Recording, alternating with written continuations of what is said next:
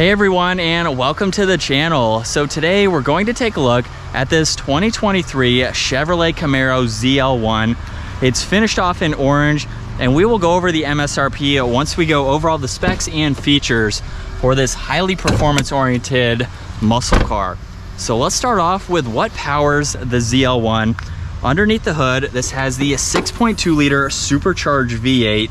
It is paired to the 6-speed manual transmission, pumping out 650 horsepower, 650 pound-feet of torque, sent to those rear wheels, propelling this just shy of 4,000-pound muscle car from 0 to 60 in 3.5 seconds with a top speed just under 200 miles an hour. Now, as far as fuel economy goes, you're looking right around 14 miles per gallon in the city and 20 out on the highway. So really not all that bad considering the performance that you are getting from this vehicle. So let's work our way to the exterior styling, where on this model you have a lot of cutouts to provide cooling. Even the bow tie is hollow with the rest of that upper grille, rest of the lower grille, massive inlets on both sides with direct area there for the airflow.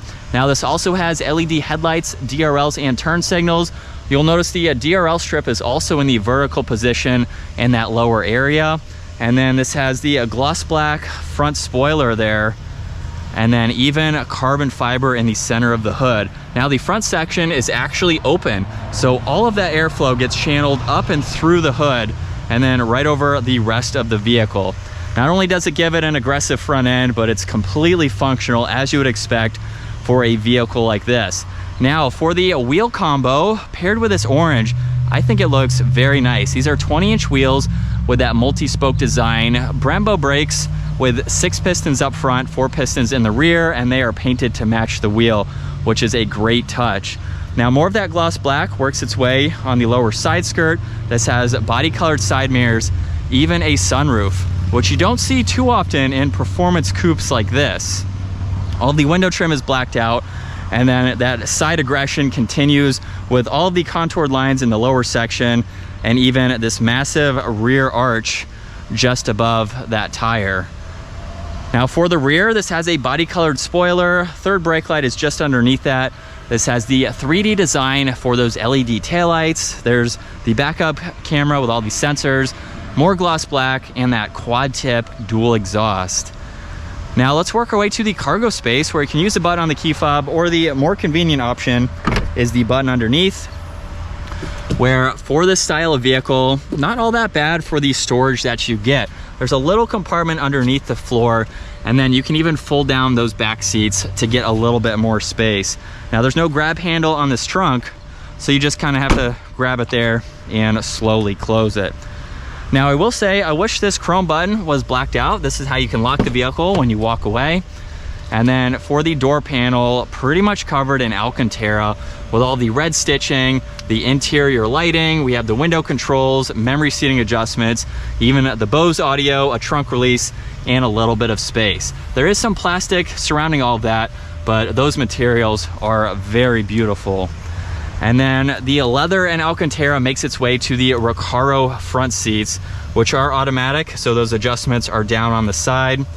And then to work our way to the back seats, simply just push that, and then you can use the adjustment down below if you need to further push this seat out of the way. Now at 5'10", I hopped into the back for the full detailed review. We'll just take a peek at it right now. From this side, you can fold that entire back down, so that way you can see the amount of space that you have into the back seating area. Same attention to detail with the leather and the alcantara. There's even a wireless charging pad right in the middle. Now my head is just up against the roofline there. I'm actually ducking a good bit, and there's pretty much no legroom. You are not buying this to be a full 4-seater. If you need to put someone in the back, you have the option to do that, or you simply just use that for extra interior storage. Now looking at the steering wheel, completely covered in solid alcantara. It's a heated steering wheel. We have cruise control, favorites, volume as well, and then Bluetooth and voice commands, and even some controls for the gauge cluster. Now this is a 6-speed manual transmission, but it retains the paddle shifters from the automatic. They're repurposed as the rev match paddles, so you push on either one to turn it on or to turn it off. But let's fire this ZL1 up. With my foot on the brake and the clutch, we can bring it to life. And even from a start, it sounds really good. But let's go over the gauge cluster setup, where currently you can see this does have launch control, so you can activate that as needed. You can go into the phone, navigation, along with audio. There's even a performance tape page where you can go through some more of these vitals just to monitor them as needed. Of course, if you are doing some spirited driving, you have all of that readily available.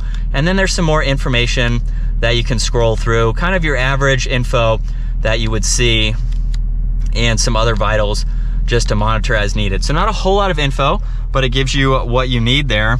Now on this left side, this does have a head-up display. So these are all the controls for that. You can adjust the height along with the brightness. You can even pull up the tach and G-force meter. You can look at the compass too, just depending on what you would like to see there. And then for the infotainment system, you will see the shortcut down below to get to home. So we have music and phone, along with apps like your audio, your phone, Apple CarPlay, Android Auto. You can get into your climates, even the ambient lighting, so you can configure that how you would like to. There's also shortcuts down below to further get into some of that information. So not a whole lot, but it is nice to have. There's physical buttons for home, along with tuning, volume, and a back button. And then underneath that, you will see this row of toggles for the heated and ventilated seats, where you would like the air to go. AC, fan speed, and some defrosters are in the middle. And then to adjust the temperature, simply just twist the entire surround for the air vent. I think that's a really cool design. From there, you can turn on and off the air vent, and then you can control where you would like it to go. Now underneath that, you will see the hazards, and then more alcantara for the shifter. All the way over and up is for reverse, where you can see that backup camera, and it feels very, very nice. The alcantara is definitely a good touch. Now behind that, there's traction control along with the different driving modes. So there is Tour, along with Sport, Track, and Snow and Ice. So you can use those as needed. There's the e-brake, a 12 volt, 2 cup holders with some more of that lighting. And then for the center armrest, you have a little bit of space. There's some auxiliaries on the back section there. More alcantara for the airbag cover there, and then plenty of space in that glove box. Now, like I mentioned, this does have a sunroof, which is manual adjusting for that sunshade. We have the sunroof controls, OnStar, and the dome lights, and this model even has the digital rear view mirror. So when you have that, it gives you a lot more visibility than looking over either shoulder. A little bit bulky in that pillar, but honestly, it is not bad from my experience owning an Audi R8. Now, we will get a different ZL1 out on the road. This model right here has about 6 miles on it, so it will not be driven today. But let's change into a different color, but it is the same exact ZL1 model. And with a mild acceleration, this has so much power. And we get some pops in that exhaust. I'll try to do that once we turn on this road here to get them to pop more. But from this angle, you can also see the camera system in the rear view mirror, incredibly helpful for this. Now, like I said earlier, visibility is not all that hard. I own an R8 and it's much smaller on the interior than this. So I have no issues with the visibility. I wouldn't let that stop you from buying the Camaro, because the more you drive a vehicle, the more you understand, you know, where your blind spots are and where you need to look. So yeah, I love this interior with all the alcantara. It looks so good. And I think for just under 70 grand, you have a lot of nice materials to give you that upscale look. And you have this exhaust, ready? There we go. That does not get old with that supercharged V8. But let's give it another acceleration here. From first gear, here we go.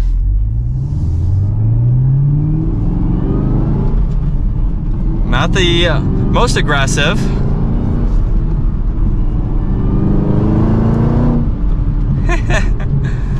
Boy, does it sound good. I will say the shifter is super notchy too, and I mean that in a good way. I really like how engaging this is to get it into that next gear so you know you are in whichever gear you're going to. So I love how it has a short throw style to it.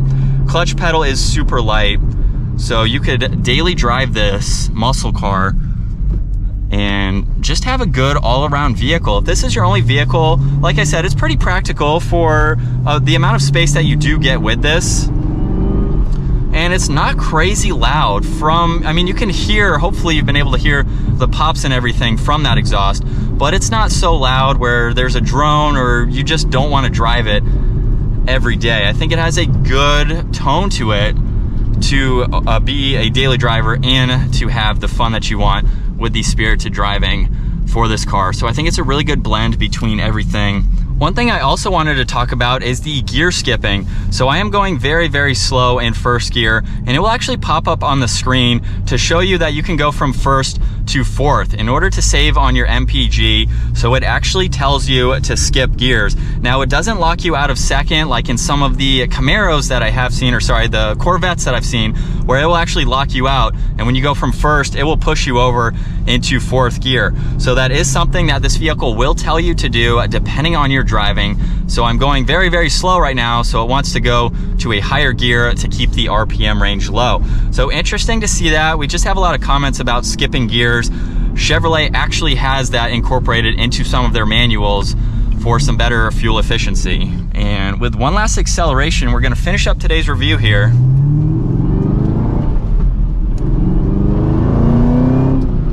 And I think that is going to wrap it up for the 2023 Chevrolet Camaro ZL1. Once again, huge shout out to Randy Marion Chevrolet for providing this muscle car for me today.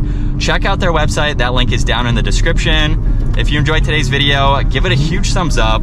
Consider smashing that subscribe button so you don't miss out on our daily uploads. I will see you all in the next video.